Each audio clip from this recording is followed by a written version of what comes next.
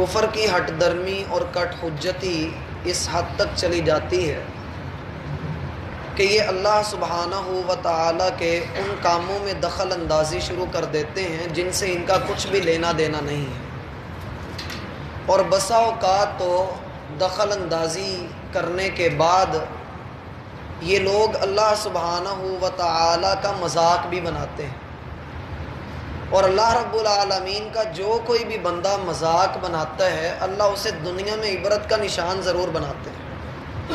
اور یہ پڑھی لکھی بات ہے کہ اللہ سبحانہ و تعالیٰ اپنی شان، اپنی عظمت اور اپنے جلال کے اعتبار سے جس قدر عظیم ہے، جس قدر اعلیٰ ہے، جس قدر عرفہ ہے، ہم اس کا ادراک نہیں کر سکتے۔ وہ اسی طرح ہے جیسا کہ اس کی شان کے لائق ہے، لیکن کفر چونکہ اللہ سبحانہ و تعالیٰ کی قدر نہیں کرتا، اور اس کی کوشش بھی یہی ہے کہ کوئی بھی اللہ کی قدر نہ کرے، تو وہ ایسے ایسے سوال اٹھاتا ہے کہ جن کا کوئی سر پیر نہیں، جن کا انسان سے لینا دینا نہیں۔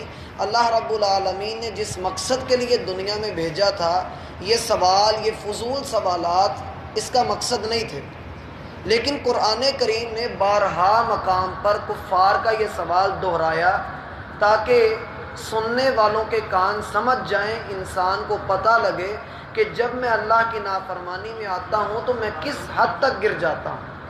اللہ رب العالمین فرماتے ہیں کہ یہ جو پچھلی دلائل جو ہم پڑھ کر آئے ہیں کہ کبھی مردہ زمین کی اللہ نے مثال دی، رات کی مثال اللہ نے دی، پھلوں کی مثال اللہ رب العالمین نے دی، سواریوں کی مثال اللہ نے دی، رزق کی مثال اللہ نے دی، اتنا سارا کچھ ذکر کرنے کے بعد ہم نے پچھلی ملاقات میں یہ پڑھا کہ مالدار لوگوں کو جب یہ کہا جاتا ہے کہ اللہ کے راستے میں خرچ کرو تو آگے سے وہ بہانہ یہ بناتے ہیں کہ ہم غریبوں کی مدد کیوں کریں جب اللہ نے ان کو غریب بنایا ہے، ہم کیوں ان کی جھولی کے اندر پیسہ ڈالیں، ہم کیوں ان کی مدد کریں۔ بھائی توجہ میری طرف رکھیں، توجہ آپ میری طرف رکھیں، وہ جو کر رہے ہیں کرنے دیں۔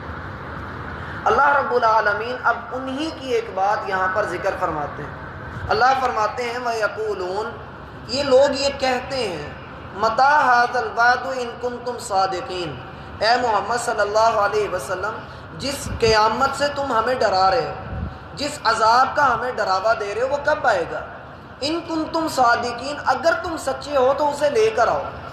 یہ ان کا مقصد نہیں تھا کہ وہ قیامت کا وقت مانگ رہے ہیں، ان کا مقصد یہ ہرگز نہیں تھا کہ ہمیں اناؤنس کر دیا جائے کہ یہ تاریخ ہے، یہ دن ہے، اتنے وقت پر جو ہے وہ قیامت آپ کے پاس آ جائے گی۔ یہ نہیں مانگ رہے ہیں۔ وہ کیا اصل میں کہنا چاہ رہے ہیں؟ در حقیقت وہ مذاق بنا رہے ہیں۔ آپ قرآن کریم کے دیگر مقامات پر پڑھیے، جہاں جہاں یہ آیت آئی ہے، سورہ یونس کے اندر ہے، سورۃ الملک کے اندر ہے، سورۃ الانبیاء کے اندر موجود ہے، ہر جگہ پر اللہ سبحانہ و تعالیٰ نے یہ بات ارشاد فرمائی کہ یہ لوگ یا تو مذاق بنا رہے ہیں یا یہ لوگ رسول اللہ صلی اللہ علیہ وسلم کو اپنی نظروں میں مزید گرا کر اس طرح کی بات کر رہے ہیں۔ رسول اللہ صلی اللہ علیہ وسلم پر یہ آیات نازل ہوئیں، یسألونک عن الساعة ایان مرساها، یہ لوگ آپ سے سوال کرتے ہیں کہ قیامت کب آئے گی، قل انما علمها عند ربی، ان سے کہیے کہ قیامت کا علم میرے رب کے پاس، لا یجلیها لوقتها الا هو، اس کا جب وقت آئے گا نا تو وہی اس کو ظاہر کرے گا، اس کے علاوہ کوئی اس کو نہیں جانتا ہے۔ حتیٰ کہ رسول اللہ صلی اللہ علیہ وسلم نے خود بھی کہا کہ میں قیامت کے وقت کو نہیں جانتا، اللہ نے مجھے اس کی نشانیاں بتائی ہیں، وہ میں تمہیں بتائے دیتا ہوں۔ گویا کہ قیامت کا علم کسی کو بھی نہیں دیا گیا، لیکن انسان کی کٹ حجتی یہ ہے، انسان کی نافرمانی یہ ہے کہ یہ اللہ کا مذاق بھی بنا رہا ہے، قیامت کا مذاق بھی بنا رہا ہے، اللہ کی آیات کا بھی مذاق بنا رہا ہے۔ اور یاد رکھیے یہ بات میں بارہا مرتبہ کر چکا ہوں کہ جو لوگ اللہ رب العالمین کے دین کا کسی بھی رنگ سے کوئی بھی مذاق بناتے ہیں وہ کافر ہیں، وہ مسلمان نہیں ہیں۔ یہ قرآن کا پکا فیصلہ ہے، لا تعتذروا قد کفرتم بعد ایمانکم، بہانے نہ بنائیے، آپ اسلام کے بعد کفر کا ارتکاب کر چکے ہیں۔ اور یہ بات پڑھی لکھی بات ہے، ہمارے استاد نے ہمیں یہ بتایا، جب وہ ہمیں حفظ کروایا کرتے تھے تو انہوں نے بتلایا کہ ایک دن مدرسے میں جب وہ طالب علم تھے تو کچھ لڑکوں نے کلمے کا مذاق بنایا، لا الہ الا اللہ محمد الرسول اللہ، یہ جو کلمہ ہے اس کا لڑکوں نے مذاق بنایا۔ اور مذاق بڑھتے بڑھتے اتنا پھیل گیا کہ پورے مدرسے کے لڑکے اس کو مذاق بنانا شروع کر دیا. اور جب پرنسپل تک بات پہنچی تو پرنسپل نے سب کو ایک میدان میں جمع کیا اور کہا کہ تم سب کفر کا ارتکاب کر چکے ہو, تم سارے ہی کافر ہو چکے ہو, اب وضو کر کے اور دوبارہ سے کلمہ پڑھ کر دائرہ اسلام میں داخل ہو. اور کہتے ہیں کہ ہمیں وضو کروایا گیا, ہمیں دوبارہ کلمہ پڑھایا گیا, اور پھر ہمیں یہ بتایا گیا کہ جو اللہ سبحانہ و تعالیٰ کے دین کا مذاق بناتا اس کا اسلام سے کوئی تعلق نہیں. اور یہ بات ہم چاہے جتنا مرضی کہیں یہ سخت بات ہے, ایسا نہیں ہے. ہر ایک چیز کا ایک قانون ہوتا ہے, کلیہ ہوتا ہے, قاعدہ ہوتا ہے.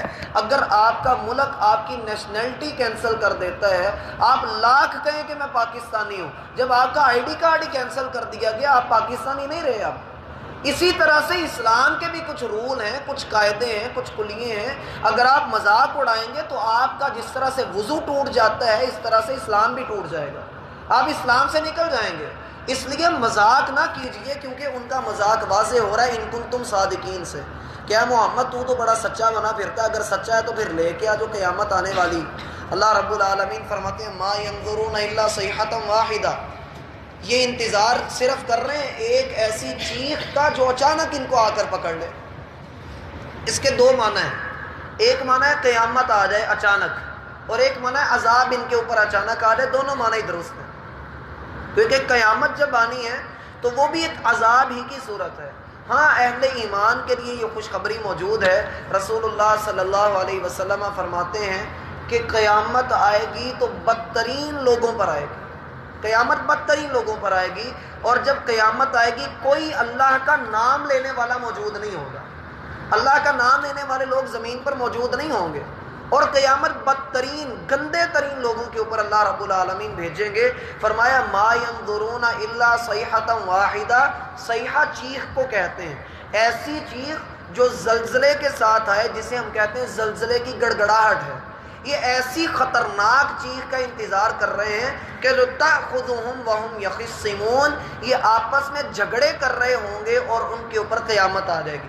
جھگڑے سے مراد یہ نہیں ہے کہ یہ آپس میں لڑ رہے ہوں گے, جھگڑے سے مراد یہ ہے کہ یہ اپنے معاملات میں مگن ہوئے ہوں گے, مصروف ہوں گے, ان کو اندازہ بھی نہیں ہوگا کہ اچانک سے قیامت آئے گی.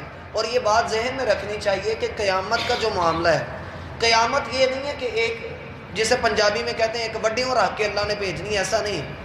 اچانک سے آنی اور پوری دنیا کے اوپر اچانک سے اللہ سبحانہ و تعالیٰ نے اسے بھیجنا ہے. حدیث میں آتا ہے صحیح بخاری میں, رسول اللہ صلی اللہ علیہ وسلم فرماتے ہیں قیامت اچانک قائم ہوگی حتیٰ کہ کھانا کھانے والا کھانا سامنے رکھ کر لقمہ توڑ چکا ہوگا لیکن منہ تک لانے کی نوبت نہیں آئے گی. آدمی اپنے حوض کی لپائی کر رہا ہوگا, اس سے پانی پینا اس کو نصیب نہیں ہوگا. دو آدمی کپڑے کے تھان کا سودا کر چکے ہوں گے اور قیمت دینے کی نوبت نہیں آئے گی, قیامت قائم ہو جائے گی. جیسا کہ اگلی آیت میں ہم پڑھیں گے انشاءاللہ. اللہ رب العالمین فرماتے ہیں تأخذهم وهم يخصمون, وہ ان کو آ لے گی اور وہ آپس میں جھگڑا کر رہے ہوں گے.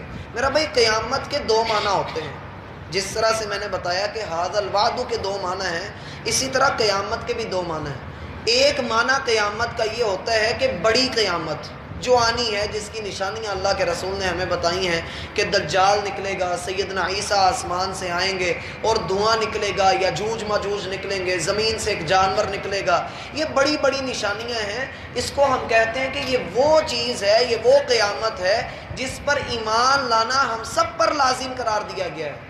اور دوسری قیامت موت ہوتی ہے, جیسا کہ صحیح مسلم کی روایت میں ہے, اللہ کے رسول صلی اللہ علیہ وسلم نے اپنے صحابہ کو مخاطب کر کے فرمایا آج سے 100 سال کے بعد, اپنے صحابہ کو مخاطب کر کے کہا آج سے 100 سال کے بعد تمہاری قیامت قائم ہو جائے گی.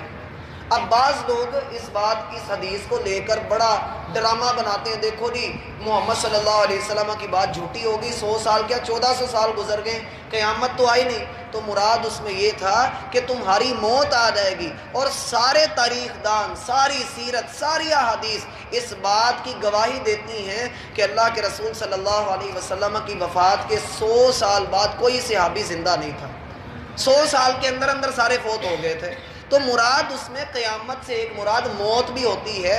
تو جس بندے کی قیامت آتی ہے, یہ بھی حدیث ہے, جس بندے کی موت آ جاتی ہے اس کی قیامت بھی آ جاتی ہے. اس لیے اللہ سبحانہ و تعالیٰ فرماتے ہیں ما ینظرون الا صیحۃ واحدہ، یہ تو ایک جھٹکے کے انتظار میں بیٹھے ہوئے ہیں اور یہ اپنے کاموں میں اتنے مگن ہوں گے کہ وہ جھٹکا ان کو آ کر پکڑ لے گا۔ اور حدیث میں یہ بھی آتا ہے، رسول اللہ صلی اللہ علیہ وسلم فرماتے ہیں قیامت کے نزدیک اچانک اموات زیادہ ہوں گی، اچانک سے بندے مرنا شروع ہو جائیں گے۔ اچانک سے مرنا، ایکسیڈنٹ کی موت بھی ہو سکتی ہے، اچانک سے مرنا، اچانک بندے کا سانس بند ہو جائے، کئی چیزیں ایسی ہوتی ہیں جو اللہ کے رسول صلی اللہ علیہ وسلم نے اس حدیث کے اندر جمع فرما دی۔ ساتھ ہی اللہ کے رسول آگے فرماتے ہیں فلا یستطیعون توصیہ، یہ تو وصیت بھی نہیں کر سکیں گے جب قیامت آئے گی، وصیت کی مہلت بھی نہیں ملے گی کہ وصیت کر دیں کہ میرا فلاں مال اتنے کو دے دینا، فلاں کام یہ کر دینا، وہ کر دینا، ایسا کچھ بھی نہیں ان کو موقع ملنے والا۔ وَلَا إِلَىٰ أَهْلِهِمْ يَرْجِعُونَ، بندہ اپنے گھر سے جتنا مرضی دور ہو اس کو موت نے اتنا موقع بھی نہیں دینا کہ اپنے گھر کے اندر داخل ہو جائے یا اپنے گھر کے اندر واپس آ جائے۔ کوئی گھر کے گیٹ کے اندر اس کا وقت آ جائے تو وہیں پر مرے گا، اندر بھی نہیں جا سکے گا۔ اس لیے اللہ سبحانہ و تعالیٰ کے معاملات میں دخل اندازی نہیں کرنی چاہیے، نہ ہی ان کا مذاق بنانا چاہیے، بلکہ اللہ رب العالمین کی بات کو تسلیم کر کے قیامت کے دن پر ایمان رکھیے اور اپنے آپ کو موت کا تصور دیجئے کہ ہم نے ایک نہ ایک دن مرنا ہے اور اللہ سبحانہ و تعالیٰ کے سامنے پیش ہونا ہے۔ مزید آگے اب قیامت کے کچھ آئیں گے معاملات، کچھ مناظر جو اس صورت کے اگلے رکوع تک چلیں گے۔ اللہ رب العالمین ہمیں سمجھنے کی